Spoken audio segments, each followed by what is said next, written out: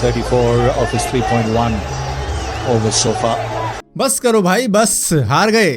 सारा दिन बेकार हो गया। जिस तरीके से आप सुबह से बैठे हुए थे कि आज मैच देखेंगे, फाइनल देखेंगे, इंडिया जीतेगी, सब कुछ होगा, हम एक भी मैच नहीं हारे हैं, लेकिन फाइनल डे पे ऑस्ट्रेलिया वो काम कर गई जो कि वो हमेशा करती आ रही है। अब आप क्या पे किसी को भी दोष दो, रोहित के उस इनरिस्पॉन्सिबल शॉट को दोष दो जिस ओवर के अंदर 10 रन आ चुके थे मैक्सवेल के, या फिर गिल के सॉफ्ट डिसमिसल को दोष दो, या फिर टॉस को दोष दो, श्रेयस अय्यर को दोष दो कि भैया कोई स्टेडियम में उसको देखने नहीं आया, इस वजह से वो जल्दी आउट हो गया, या फिर पनौतियों को दोष दो जो सेलिब्रिटीज़ पहुँच जाते हैं हर फाइनल के ऊपर, शाहरुख, रणवीर, आयुष्मान खुराना, सलमान, या फिर और भी जो जने आए थे मैच देखने के लिए, बड़े बड़े सेलिब्रिटी, वो इसी दिन के वेट करते हैं कि कब फाइनल आएगा और हम वहाँ पे पहुँच के पनौती बन जाएंगे, क्योंकि उससे पहले वो कभी दिखते नहीं। आना होता है तो भैया पहले मैच के अंदर ही आ जाते हैं, दूसरे मैच के अंदर दिख जाते हैं, नहीं इन्हें फाइनल के अंदर आके एक पनौती बन के जाना होता है। फाइनली हम फाइनल तो हार ही गए। हेड टू हेड कॉन्टेस्ट था जहाँ पर हेड ने बाजी मार ली और हेड ही एक्चुअली में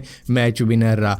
अब भले ही आप एक्सपर्ट्स की राय सुनते रहो अलग अलग चैनल्स पे जाके, जहाँ पर वो आपको मीठी गोली आपको देते रहेंगे कि ये गलत हुआ है आज, वो गलत हो गया, इस वजह से हम हार गए, हमारी टीम 10 के 10 मैच जीती है, उसके बाद में फाइनल में पहुंच के एक बैड डे था जिसकी वजह से हम हार गए। लेकिन ये बैड डे इतना बड़ा बैड डे था कि कोई खिलाड़ी ही नहीं ढंग से चल पाया। तो एक्सपर्ट्स की राय सुनने के बाद में आपको 4 साल के लिए एक ऐसी मीठी गोली मिल जाएगी जो आपको शांत कर देगी। और ये जो इतना उछल उछल के मीडिया वाले बोलते हैं ना, हम ये कर देंगे वो कर देंगे, शायद आधे तो हम मैच इन्हीं की वजह से हारते हैं कि इतना हाइप उठाए रखते हैं कि सामने वाली टीम तो भाई खेलने आती ही नहीं है, वो तो बस हारने के लिए आई है, हम लगातार जीत रहे हैं तो कभी हारेंगे ही नहीं। और खैर अब ये भी कहेंगे कि 23 नवंबर को T20 होने वाला है ऑस्ट्रेलिया वर्सेस इंडिया का, उसमें इंडिया हराएगी ऑस्ट्रेलिया को और अपना वर्ल्ड कप का बदला लेगी। लेकिन ये जो हार होती है इसके लिए पूरे 4 साल का वेट करना पड़ता है। जो भी हार जीत का हो 4 साल का वेट करना पड़ता है, ना कि T20 का एक मैच हरा के हम अपने आप को सेटिस्फाई कर ले हैं कि चलो बदला ले लिया। दोस्तों इंडिया ने वर्ल्ड कप का फाइनल लूज कर दिया और मंगलुरु के एक बंदे ने 25 लाख रुपए लूज कर दिए एक ट्रेडिंग और इन्वेस्टमेंट ऐप के चक्कर में। दरअसल उसको ऑनलाइन कोई स्कैमर मिला जिसने बताया कि भाई बहुत ही अच्छी एक ट्रेडिंग एप्लीकेशन है, इन्वेस्टमेंट एप्लीकेशन है, जिसके अंदर तुम पैसा लगाओ और पैसा लगाओगे तो तुम्हारा पैसा भी बढ़ेगा। आप ज़्यादा मत लगाओ ना, आप ऐसा करो 10,000 रुपये लगा दो। तो उस बंदे ने कहा कि चलो भाई ये इतना कन्विंस कर रहा है मुझको, मैं 10,000 रुपये लगा के देख लेता हूँ। उसने 10,000 रुपये लगाए, भाई 10,000 रुपये बढ़ने लग गए। फिर उसने 50,000 रुपये लगवा दिए उसके, उसको कन्विंस कर दिया ना कि भाई देखो बढ़ रहे हैं तुम्हारा पैसा, 50,000 और लगाओ। उसने 50 लगा दिए, फिर 1 लाख और लगवा दिए और पैसा बढ़ता हुआ दिख रहा है, क्योंकि भाई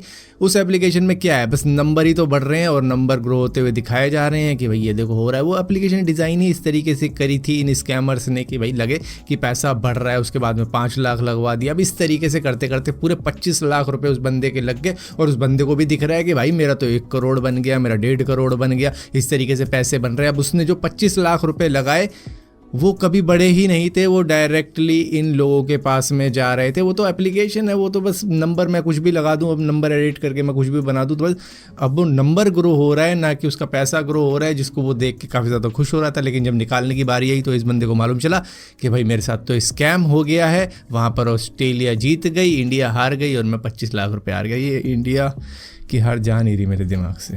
दोस्तों तुर्कमेनिस्तान के अंदर ये टूरिस्ट का बिगेस्ट अट्रैक्शन है, जहाँ पर वो इसको देखने जाते हैं। इसको गेट्स ऑफ इन्फर्नो भी बोला जाता है, हेल्स गेट भी बोला जाता है, या फिर अवे टू हेल, मतलब कुछ ना कुछ लोग कहते रहते हैं इसको।